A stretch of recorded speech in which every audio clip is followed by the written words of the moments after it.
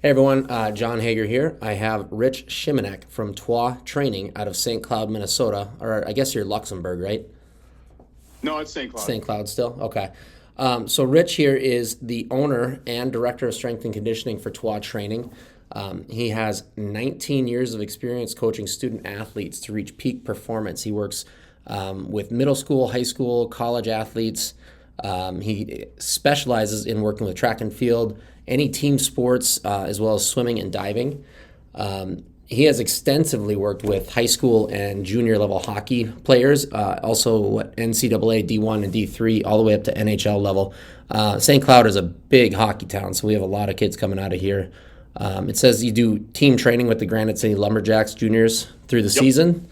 And then you've also coached 16 consecutive state swim and dive championships, 150 track meet appearances, and state track meet appearances, and athletes from multiple state championship teams. And there's a list of them from all of the schools in the area across a variety of sports, which is really cool. And then you're also do mentorship through Exos. You've participated in the Elite FTS Sports Performance Summit, and then you're also Cal Strength Olympic weightlifting certified. That's quite the resume. Yep. Been around. So, so Rich, I guess my first question here before we get into the meat and potatoes, how did you get to where you are today? So I was originally an office worker straight out of college. And over that time, you know how it is when you're young and you got money, you work hard, play hard. And I got really overweight. And I ended up deciding I had to make a change. So I moved back to I was living in Chicago at that time. I moved back to St. Cloud and was kind of in between jobs trying to find something. And during that time, I was just working the front desk at Gold's Gym at the time. Now it's Stay Fit. And The Sartell I location? proceeded, yep, Yeah, yep. I yeah. proceeded to lose. I lost about 100 pounds in a year over the time that I was I was in between jobs. I wasn't seriously looking. And then the training manager there approached me and said, "Hey, you kind of have a cool story. Like, would you be willing to help other people do this?" So I thought it'd be kind of fun to give it a shot, and I could earn some extra money while still trying to find something else. And I just slowly found out that this is probably what I was meant to do. And while I was there, I picked up a couple of high school athletes that I worked with, and that's when I figured out this is what I want to do. So I worked 2 years at Gold's Gym at training. I was doing a lot of weight loss training, but I did high school athletes on the side. Then I moved back to Chicago and I worked at Lifetime Fitness for about 6 months, and the big corporate gym wasn't for me. So I moved back here, and that's when I ran Rejuve Medical's hardcore sports performance program for 4.5 years. And then I've been at Trois Training since 2012. We're going on my 14th summer here. I count it by summers because that's when I started. This will be my 14th summer this year, and then I recently became the owner of Trois Training as of 2024. The previous owner was just kind of looking to make a change, and I wanted to make sure I got my foot in the door before anybody else tried to buy the business, and it just worked out. It was an easy transition because I've essentially been running the business since probably I would say 2016 anyway. So it was a natural fit to take over as ownership, and then now I oversee the entire facility as well as I still program everything. I run all of our strength and conditioning classes, morning and afternoon, before and after school, as well as our full-time summer program. That's awesome. So headaches are a little bit more, about the same as before you were an owner? It's funny you say that. One of my relatives over Christmas asked me, "Would you rather be an employee or an owner?" And I didn't hesitate. I was like, "I'd rather be an employee." Like I was never a big accountant / money guy, and you quickly learn like you have to know that stuff if you're going to run a business, and it's just so much easier to push that off to other people and do the stuff that I like. Yep. But hey, you got to do what you got to do. Yep. I a little bit more about me. I ended up going back after PT school. I got my MBA in healthcare concentration, and I did a lot of like personal growth and development during that time frame. And it's like, yeah, if you own a business, not only are you still performing the services that you like to do, you have the added headaches of running the business not only today, but then now you have to have a plan for 5 years from now. And you quickly figure out why. I think it's something like 7 out of 10 businesses or startups or anything like that fail within the first 5 years. I don't remember the statistics, but it's just astronomically high. But I do think that the ownership piece of it, right? You get to do what you want, and I guess within reason, you get to have the ultimate say, and continue doing what you want to do. That fair? Yeah, and I mean the nice thing was the owner before me was very hands off.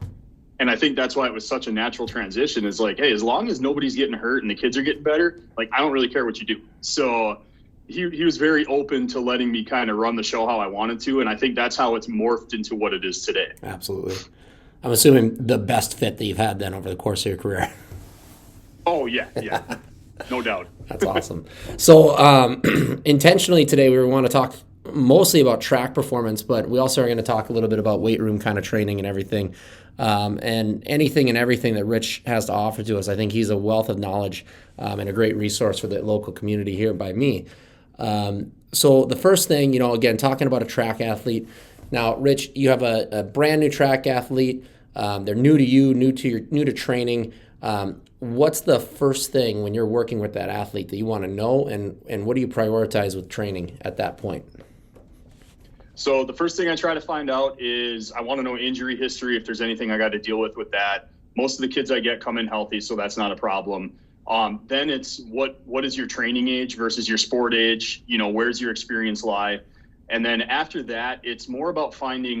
So let's back up just a little bit. So I coach and train in the weight room, and I also coach a high school team for track and field. So I'm kind of looking at this stuff from two lenses. And I do get a lot of the kids that I coach in track do come and lift with me and work on speed and strength. So my number one priority when I work with kids is we have to sprint. I've followed the, I don't know if you've heard of the Feed the Cats training philosophy out of Illinois, Corfist and Tony Holler. They developed this track training program that's a sprint-based training program. And you see a lot of track coaches especially are moving towards it. It's a low-volume, high-intensity training program that can be run year-round. Kids can drop in and out of it as they have sports, as they have stuff going on in life. It's a very easy way to keep the athlete at a high level throughout the year. So the number one rule in that program that I've found, through my trial and error in the gym is speed is the tide that lifts all ships. If you can have your athletes fast, everything else kind of takes care of itself. Now, if that is the cloud, that's the sky, you have to trickle down to everything underneath that. So for a younger kid, speed could be coordination. Speed could be getting stronger. For an older kid, speed could be more explosive. That's where you have to individualize and figure out what the athletes need. So our number one rule is we have to sprint every week. We have to sprint at top speed every week. Over the winter, that's on our assault treadmills, running the curve. Over the summer, we might run flies outside. We might do some stuff a little bit longer down the road. We might run at the track. So whatever it is, we have to sprint at full speed once a week. And so typically I work with athletes 2 to 3 days a week. Go ahead, Jim. Oh, no, you're good. Yep. I thought you had a question. No, Sorry. no. So I work with athletes 2 to 3 times a week. So the number one, we have to sprint. Number two is we have to work acceleration and coordination. So acceleration is like your speed from a dead stop. Most team sports are played in acceleration. That's been a rule I've picked up from it. So I will never try to be the smartest person in the room. I just try to take everything that people smarter than me have found out and apply it to the athletes that I have. So Joe DeFranco's rule is all team sports are played in acceleration. So we need to, I get probably 60-40 team sport athletes to track athletes to non-track athletes. But everybody needs to accelerate no matter what you do. So that's like your 10 to 20 yard range, working acceleration from a dead stop, working power from the floor. And then coordination is a big part of that too. Where do you put your arms? Where do you put your legs? How do you get everything moving in the right direction as efficiently as possible? So that's my day one and day two, my two rules. And then if I do get a kid for a day three, we want to keep our strength as high as possible. That's we have a thing at Trois called Big Squat Friday. That's what our Big Squat Friday is all about, is keeping your leg strength as high as possible. And that just feeds into the stronger a kid is, the more we have to play with on the other 2 days. I say that it's ironic. I know we haven't talked about this, me and you. I say that to folks all the time, that your strength will somewhat predict and give you the capacity for power and speed and change of direction and all those things. So it adds a shadow of truth to, we're hearing it from two different independent sources that we're saying roughly the same thing.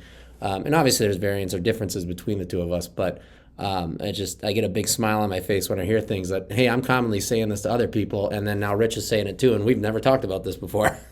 So Yeah, and for the most part, like I would say, my kids are 90% high school athletes or below, high school, middle school. So we need to work that strength every week, and we do. Even on our sprint days and our acceleration days, we are lifting on all of those days. So our day one is usually acceleration training, and then lifting from the floor, and then usually like hip mobility or deep squats or single leg stuff. Our day two is top speed. So that's when we run on the treadmill or do our flies outside. And then with that, so I've found this trial by error is the top speed training wipes everybody out. So you can't lift legs on those days. Yep. So that's when we do a lot of our upper body training. And we do, a 3-rep max bench. I always try to do, work through the basic human movements, the push, pull, squat, hinge, lunge, rotate. So that's our push and pull vertical and horizontal days. And then as well as everybody likes good looking arms. So we always do like bis and tris and things like that on our top speed day.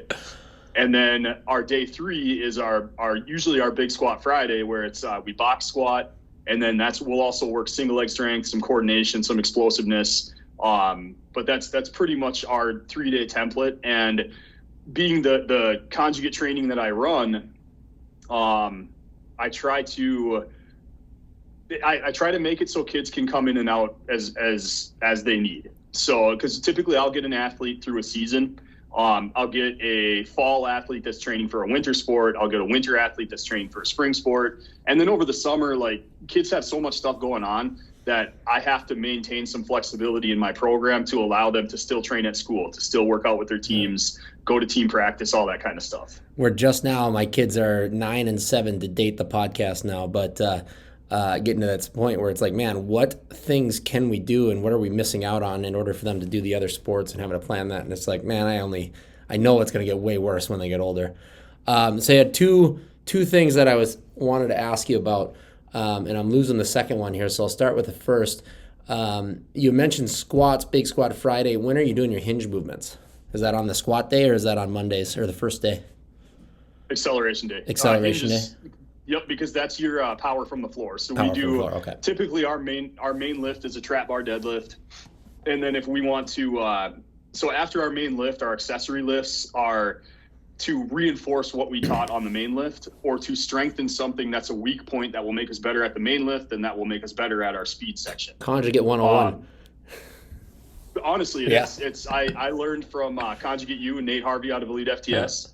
Yeah. And honestly, it's the best way to train. With high school kids, I haven't found a better way to do it. Yep. And I've been doing this for a long time. The second point came back to me now.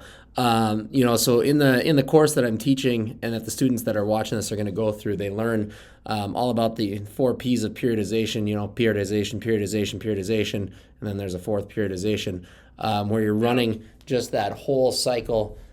Here's your goal for these 12 weeks. Here's your goal for the next 12 weeks. Here's your goal for the next 12 weeks. And it sounded to me like you don't really have an affordance for that when you have athletes dropping in and out. Not really. I would say if you're gonna try to define our periodization like that, we work in 3-week cycles. So our acceleration day is a weighted acceleration is week 1, and unweighted is week 2, and then we test on week 3, and then you can just repeat that cycle. And then typically with our trap bars, if we're not approaching a sports season, I'll go heavy 3, 2x2, 3-2-1, and then they have a drop set on top of that to get a little bit of extra volume in. So we do like on our heavy 3 day, they just build up to the heavy 3, take 20% off and do a set of 5 to 8. And then same thing on the 2x2. Like it's super easy to follow. And I know we're going to get into this a little bit later, but it allows me to, if you can get a wild variety of the same high school kid week to week. So 1 week they might come in like good night's sleep. I had a great night. I didn't have any tests today.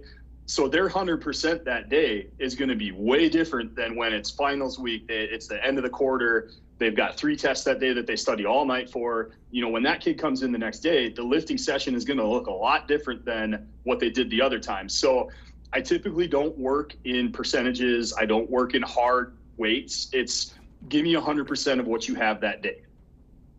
Yeah, I love that. I very much coming up with powerlifting. I was very percentage based for a number of years, and then get to the point where I'm having kids and then sleep loss and all that stuff. And like, oh, the Mm-hmm. percentage says this. And I'm like, I ain't got that in the tank today. So Yep. that I quickly And I changed found RPE. Go ahead. yeah, running percentages like that. I've just seen kids that if they can't hit the percentages, it ruins their day. And like, I never want a kid to leave the gym feeling worse than when they came in. So that's why it's like, they know what their PRs are. They know what their best weights are. And if they don't get up to it, then I'll explain to them, hey, that's all you had today. What else did you have going on? We had that little conversation. Oh, I skipped lunch because I had to study for this test. I didn't get a good night's sleep. And so you can define to the kid and give them a little more ownership over their training of, I'm learning about myself, which will make me a better athlete through learning these things of like, yes, I might have had a disappointing training day, but why? Let me learn from that and then do better next time. That's so awesome. Those are concepts. I think I talked about that when I did. This will be on after Jake's interview. I think I talked about that with him too, which is okay, now you get these collegiate athletes coming in, same whole process. Oh, I have all these other extra variables going on that we can't control for. And what do we do to make the most of it and make it the right or the best thing for them? So next question here, tablet's acting up. So how do you balance, and you kind of addressed this a little bit, how do you balance heavy lifting versus high velocity movement? Well, you covered that this entire question. You covered that, so I'm going to skip over that. It was how do you balance? Well, hold on. There is one thing I want to talk about with that. And yeah. I wrote something down. I made some notes off of your questions this morning, okay. and one of the main notes I wrote down is in relation to when is strong enough. I want to say it's when the opportunity cost of doing something different is too high.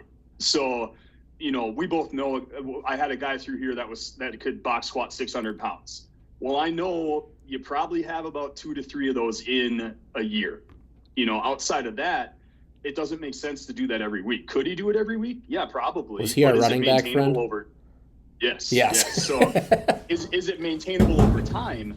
No, it's not. So what else can we do? And this is where I became a sprint-based coach, is I learned, the more you sprint, the higher those numbers stay over time. I've got a girl here that set our box squat record at 365 and she weighs 108. Holy smokes.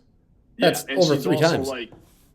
She's also like one of the fastest girls in Minnesota. So I've learned if the sprint stays high, everything else stays up with it. So it's just, it's an opportunity cost thing. It's not necessarily a hard number like double body weight or anything like that. If a kid can hit it easily, why not go for it? If that's their 100% for that day, that's what I want. But there's also a point where it's like, okay, I got to pull you back. We don't need to be doing that because it's what it takes out of you is it's going to ruin our next training session, and we never want to do that either. Yeah. Even now, and I hate making these things about myself, but it's like I can go hit a heavy 1-rep max, but I am going to be mentally and physically exhausted at work the rest of the day. And then so that opportunity cost of maintaining my employment is not worth chasing a higher squat number sometimes, it seems like. But okay. So next question here, how do you handle peaking phase from a psychological perspective? Specifically, how do you convince a high-performing athlete that doing less volume leading up to a major meet is actually better for their performance? So I look at it as it's not necessarily about reducing the intensity. We still want the intensity to be high. But the volume, I look at it from the lens of I don't want you to be sore. So anything that's going to give them that lingering soreness is going to affect performance. It takes away from practice. So we don't want that. So typically as we peak, we'll still do like heavy 2s, heavy 1s, things like that. It's within reason. It's what I know they can do. And then we take out single leg movements. What's the one thing that everybody gets sore from no matter what age you are, your training age? Split squats. We don't split squat on peaking phase. We typically don't heavy RDL on peaking phase. So like anything that's going to give you lingering muscle soreness in your hamstrings, in your quads, lower back, little things like that, we take that out as we peak. Yeah. I would say that's pretty consistent with what I've heard across. And, my favorite example of that was the last time I think that Tom Brady won the Super Bowl with the Patriots. Belichick and the Patriots were squatting their athletes to like 90% of a 1-rep max during Super Bowl week. I'm assuming the volume wasn't super high, but they were maintaining that intensity all the way up to the 11th hour. So yeah, because you have to look at your body as a system. You have to keep that system running at a high intensity. So if all of a sudden you drop intensity, the overall level of the system goes down from what I've seen. This is bro science 100%. I don't have any data to back that up except for what I've seen on the track. No, I would say, there's lots of information on I would say post-activation potentiation is too short-term of an effect. But just from that neurological stimulus standpoint, activating that sympathetic nervous system, fight or flight, and maintaining that level, I would say there's plenty of research out there. I don't care to dig that deep into it, though. Yeah, at least not in my rehab realm. Yeah, it's the Charlie Francis high-low principle, where at the end of track season, we have a rule where we want to hit a high-intensity workout every other day. So if we know we're competing at sections on Tuesday, then that means like Saturday or Sunday, we probably got to go in and run. Or if we know sections is on Wednesday, Monday's our last hard workout of the week. Tuesday is super light so that we can perform on Wednesday because of that post-activation potentiation. Yeah, awesome. Anything else you want to add to that bullet point? Otherwise, I can move on to the next one. Nope, I think we got it. So meet schedules can be chaotic and change at the last minute. How do you build audibles into your programming to handle unexpected travel, delays, or poor weather conditions? So I'm not sure how much that happens in high school sports, but I'm sure it happens quite a bit. In track, for sure. You never know what you're going to get in March in track in Minnesota. So we have to – I always go to practice with a loose plan in mind. I know, this is what we want to work on today.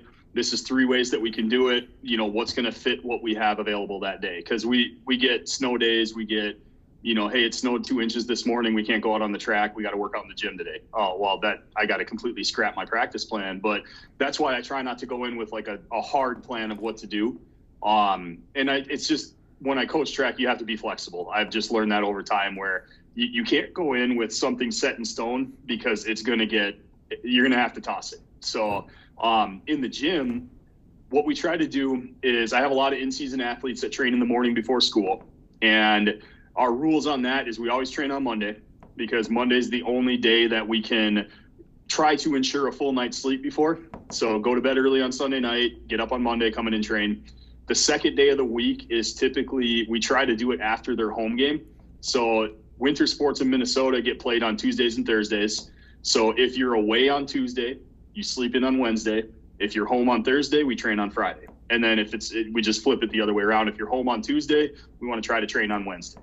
And then I also have Saturday mornings as an overflow, but typically Monday is the day that everybody trains, and then Wednesday or Friday based on what they have with their sports. Gotcha.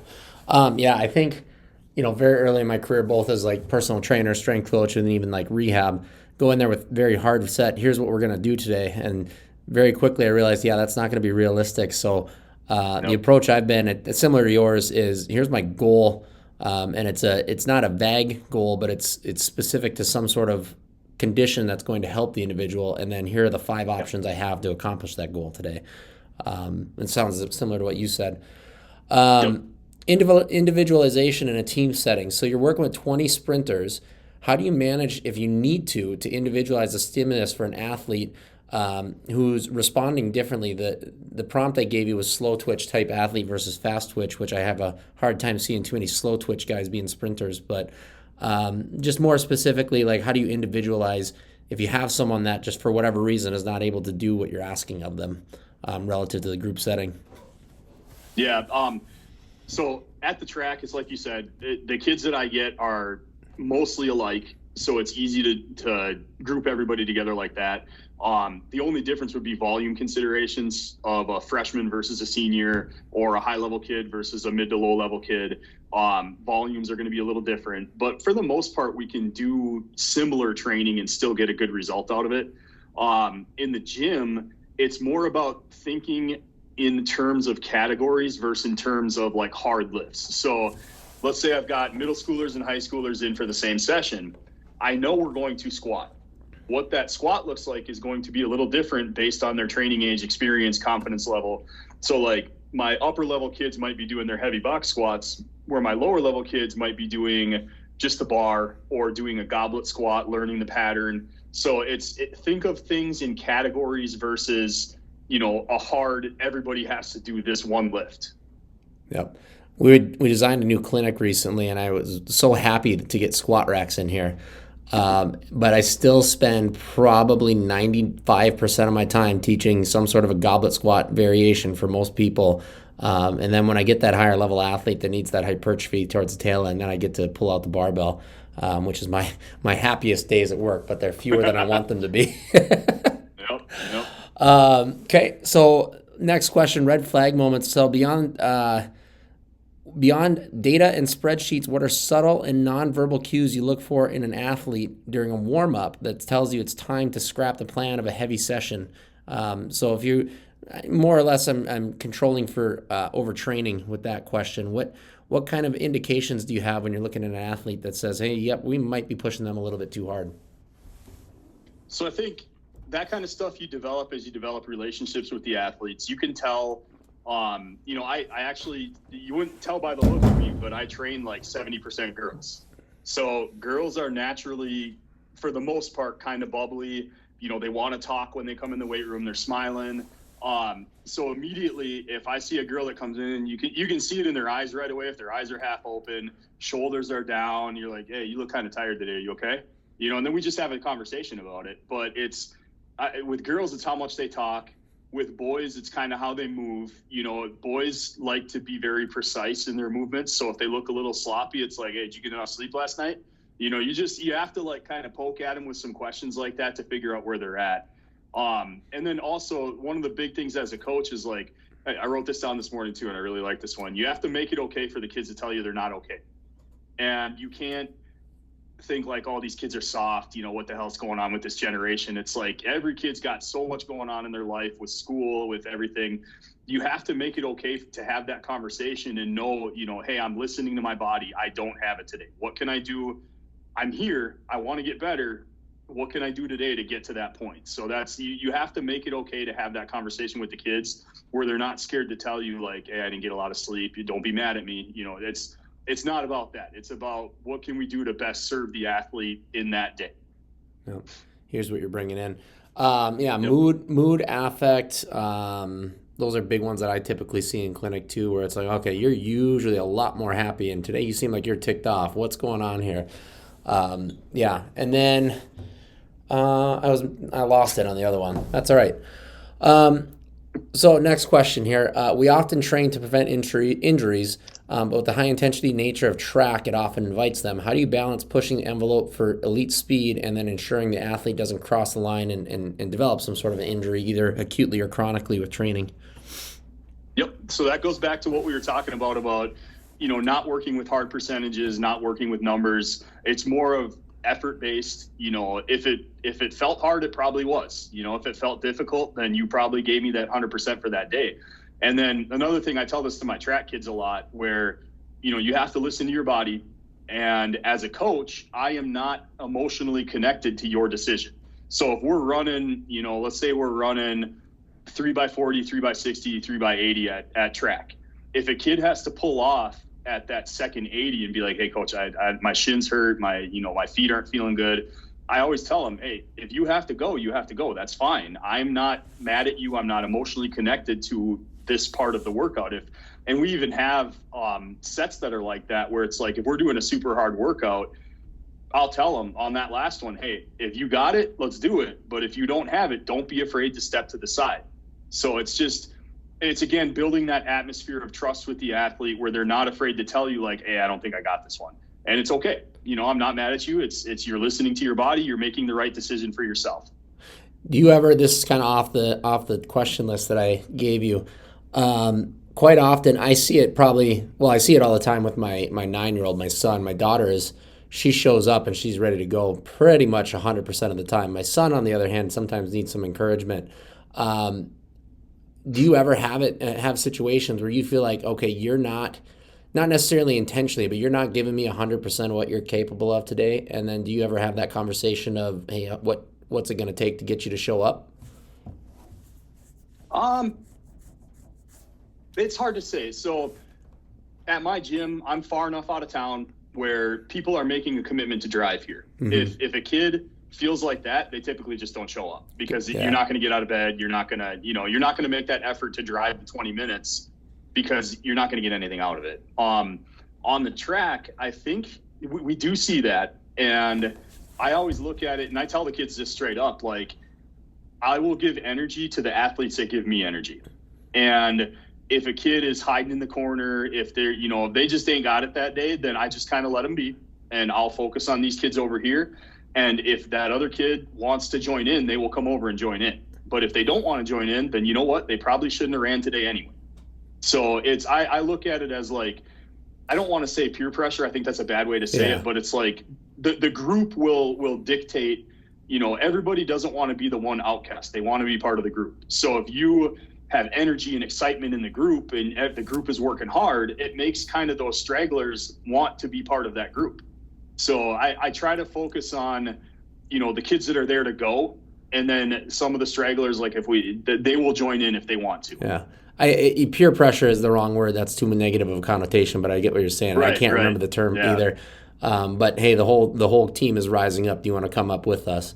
What about from I guess I was more oriented towards competition. So I'll wake my son up at 8 a.m. for a wrestling tournament on a Saturday and he doesn't want to do anything. And then, a couple quick words and then he goes out and takes first place that weekend.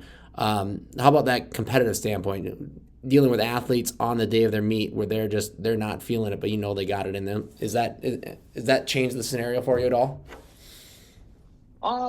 Every once in a while we've run into that. Typically I try to figure out how to deal with that ahead of time. Like we set out on Sundays. I always put out a weekly plan saying, this is when we have meets. This is our hard workouts. This is exactly what we're going to try to do this week. So the kids can mentally prepare. Monday, I know what I'm doing. Wednesday is going to be our hard workout. We have something on Friday. So they know ahead of time. And we as coaches always tell them hey, make sure you get a good night's sleep tonight, drink a lot of water, get a good lunch because, this day's a hard workout. So you have to really hit that stuff beforehand so that when it comes to the day of, you're like, okay, we did all these things to prepare, but now you're ready to go because we did all of our work ahead of time to get to that point. That's awesome. Confidence in that structure. Yeah, it's more about what you do leading up to the competition versus reacting in the day of. Yeah, and that was when my son was younger. I speak about my son because, again, he's the one that usually gave us issues. My daughter is like, hey, we're wrestling today. Okay, let's go wrestle. And my son is very much we would drop it on him and he would be upset. So then it's, okay, well, we got wrestling meets this weekend. What do you want to do tonight to have fun? And yeah. So being prepared in that ahead of time, Okay. Building a robust athlete. So beyond just sprinting and lifting, any other ancillary work, anything that you're asking your athletes to do outside of the weight room, anything that you find is neglected in track training today? So that's kind of a loaded question where, obviously you are very structured within your program, but as a whole, are you doing pieces in your programming that you feel like others aren't that are helping keeping your athletes on the track, not being injured?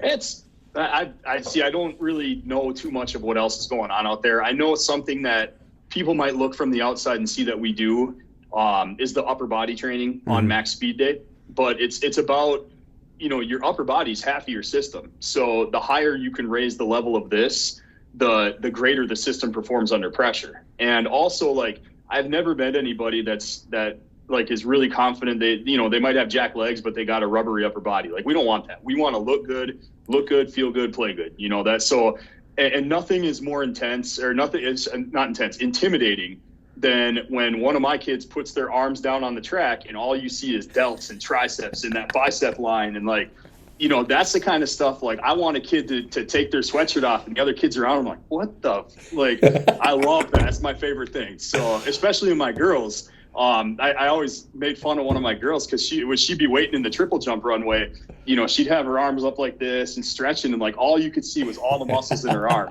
And I'm like, that's gotta be just demoralizing to the girls around you when they're like, what is this girl doing? So it's the competing before you compete, those little things like that. I think that stuff makes a difference. So I ran 3 marathons a couple of years ago, and then last year I was dealing with some health issues, so I didn't run one. But the last marathon I ran, it was the best one I did. It sucked the whole time just from I was working hard.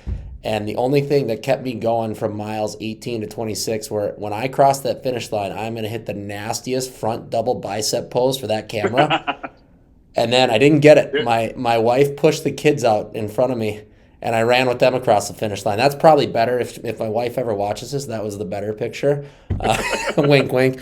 But yeah, that walking out there and seeing that your opponent is way more jacked than you, it's like, man, I could not imagine being in that situation. So. Well, and that even bleeds into everyday life too. Is like the one I always like is the prom season. Is seeing the girls confident to like go out and get any prom dress they want because they know they look good in it. Like that makes me happy as a coach. That tells me like I did my job in helping this person, not just this athlete, but I've helped this person become confident enough to do something like that. And it's just that kind of stuff is very rewarding as a coach. Like when you have healthy, confident athletes like that, you really can't ask for much more. So I thought that lifting made girls bulky, Rich. Right. I know. You'd think, but. Yeah, that is probably the worst. I hated that every time I was a personal trainer starting somebody with fat loss, and I just don't want to get too bulky. I'm like, nah, just trust the process here, but I'd have to do a lot more conversation there too. Luckily enough, I've got pictures of some past athletes up on the wall, and it's like, I'll tell the kids, is she bulky? No, she's not. Well, she lifts this much. She did this much. Yep. Oh, okay. I'll be proof fine of then. concept I'm like, yeah, right you will. That's so awesome. I always ran back to, I'm trying to get big and bulky, and I'm not there yet. So, and I'm working a lot harder, and I didn't want to insult people right away, but it's like, man, I'm working a lot harder than a lot of folks out here. So, got a couple more questions here. So, looking back, this one is probably the one I was most interested in. What are you doing now that you're not doing 5 years ago? And what were you doing 5 years ago that you look back now and say, hey, you know what, that was kind of stupid? So this was probably the hardest question to answer. I'm not going to lie. Because the training that I've done over time, there's no big major shifts in how I've been training. There's just little micro changes here and there. The biggest one was probably going to sprint-based training. I did that 2 years ago and I haven't looked back. And that's just because I would see, we had 3 programs called Faster, Higher, and Stronger here. So Faster was our track program, Higher was our vertical jump program, and Stronger was our team sport program. And I just found the kids that were in the Faster program, better athletes, they're the strongest kids in the gym. Why am I not training everybody like that? So I've shifted, even my swimmers sprint, because it's about raising the level of the organism, right? So that's probably the biggest programming and training change I've made. The other big change that this one took a little bit of self-reflection on is just being more empathetic to what the athletes have going on in their lives and understanding that, I wrote this is another one I wrote down this morning. I was like, damn, that's good. Is soft kids versus busy kids. You can look at it 2 ways. Is a kid tired and whiny and, has a bad attitude because they're soft? Or is it because they have so much on their plate that they're burnt out and frustrated? So I look at it, me in my 20s would have looked at that kid like, you're just being soft. Stop being a weenie and get in here and do this. Versus now it's like, okay, how can I get 100% of what they have to offer that day while still not wrecking their day or not, making them feel like crap when they leave. So I think that's probably the biggest thing, is understanding as a coach everything that's going on in a kid's life and then being able to still get something out of them every day that they come into the gym. Yeah. That's a huge one. I remember very early in my PT career, here's your home programming for the injury that you're recovering from, and give them this list of anywhere from 4 to 6 exercises, and then they come back, I didn't do it, and I just get, why not? Don't you want to get better? But and then you got to sit there and go, well, they also have a 40-hour week job, they have kids, they have other obligations. And yeah, they're coming in because their doctor told them they needed to work on their shoulder or their neck or whatever. But how important is it for them to get better versus the other things that they have going on in their life? So then, generally speaking, my ask has been, come in, do one thing. That's all I want you to do to help your problem, and then we can hopefully build and grow from there. And then to me, like why I got on that topic here now is it sounds to me more and more, if you want that athlete to perform, it's the relationship that you build with them over time that's going to get them to perform well. So. 100%. And it's the trust that they have in you as a coach. I try to make sure that all my kids, if they're going to fail, they can fail safely. There's a big safety net there. And just understanding that I have their best interest in mind. I care about you. I love you. I want to see you succeed. So that's the point of like trying to make sure that they understand that we have a good relationship as a coach athlete, and that, you know, everything is working towards that common goal. Yep. I think it was Jordan Peterson said, allow kids to do dangerous things safely. That's the number one way for them to grow and develop. And yeah, so here's your playground. I want you to go out and try, and I want you to fail, but fail smartly, and then we can grow from there. That's awesome.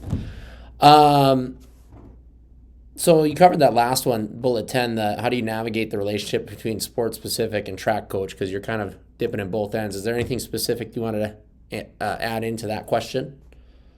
So I looked at that as like a kid that I train that does like some other sports. So I've got a bunch of kids that do travel volleyball, travel soccer, travel swim, travel track even. So it's like, I look at it as I have to be able to have that communication with the athlete, is understand when are your competitions, what do we need to be 100%, like what day of the week, you know, the volleyball girls play Saturday, Sunday. So I can't do something on Friday that's going to absolutely wreck them Saturday and Sunday. So it's just, I think it's being aware of everything they have going on and understanding how to manipulate your volume and your intensity to peak them for that week, as well as make them better over time. So go ahead. I don't know if I know you're a wrestling guy. So the old Never wrestling term is, I'm talking like professional wrestling. Like, the wrestling term is get your shit in. Yep. And I, as a coach, and this is probably my number one thing to coaches that are in that situation, is don't worry about getting your shit in. Like, the kids will get better as long as they trust you. They understand that we are moving towards the same goal. It doesn't, you know, all the other kids are squatting. Why is this kid squatting? Like, it's not about that. Yep. That's awesome. So I had a couple more I tagged on at the end here. I think you won't have a problem with it. What gets you out of bed in the morning? What are you excited about? I love working with the kids. Like, I was talking to one of the girls this morning. I'm 43 years old, and I don't feel that old because I think working with kids keeps you young. And I love working with like the middle school, high school level, because you get to see that growth and improvement over time. Whereas, yes, college athletes do improve, but it's in such a smaller range that you don't get to see that massive growth over time. And a lot of the kids that I train, I've had them around for a long time. So they kind of feel like my kids. So It's like, you know, I'm part of we call it the athlete family, because we're all part of a family where, you know, we're making that progress together. So I'm really motivated. You know, I wake up if I want to train in the morning, I'll wake up at 2:45 in the morning and lift before work at 5. If I'm not training, I'll still wake up at about 3:45 so I can get to the gym and set everything up on time. But I'm here from 5 to 8 in the morning, and then from 2 to 5 in the afternoon during the school year, which that schedule sucks. Like, I hate it, but you do what you got to do to help the kids get better. Summertime, it's usually 5 a.m. to 2 p.m. every day of the week. And then Saturday mornings, we might go run hills or go to the track. So it's like a 6-day-a-week job, but it doesn't feel like work because I truly love what I do. Yep. Yeah, I think if you can get to that point in any profession that you want, man, you are going to be a very happy individual. So. Yep. And then where can people find you? Or, well, hold on, before I get to that question, any other parting statements that you have? I just never think that you're the smartest person in the room. You always got, even if you're in a room with a group of middle school kids, there's something to be learned there. So keep your mind open and always be willing to learn from unconventional resources like that. You never know what's out there.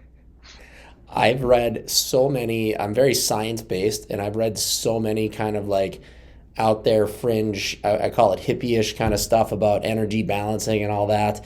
Mm-hmm. And I'm just like, you know what? There is something here, but I'm not sure what it is that people are buying into. But hopefully I'll learn it someday. Yeah. So, all right, last one. Where can people find you if you want them to? Online, you can find me on Instagram is my main thing. It's at Coach Schimenek and at Trois-Rivieres Training on Instagram. I do have a TikTok, but that's more of a joke thing. And then we're online at troistraining.com. Yeah, that's probably about it. I'll be sure to post links to all of those in there. And I would highly recommend following that page because you post all sorts of 1-rep maxes and highlights, and it's just so cool to see that atmosphere. I think out of all of my training that I've done over the years, I will never come close to the high school weight room with all my football teammates. And you're replicating that day after day after day within your facility. So that's just so cool to me to see. So. Yep. And I try to post like why we do what we do, what we're doing. You know, I want people to understand or to see how we train, to see, you know, this is how an athlete trains versus this is how a bodybuilder trains versus a power lifter. It's, you know, we do train a different way. And I'm blessed to have a large facility, so I can do a lot of like sprints and jumps and things that you can't do in high school weight rooms just because of the room and the size considerations. So we do a lot of fun stuff that you can see videos of on the Instagram. So that's so awesome. All right, Rich. Well, I'm going to wrap this up, and then I will talk to you afterwards. Thank you.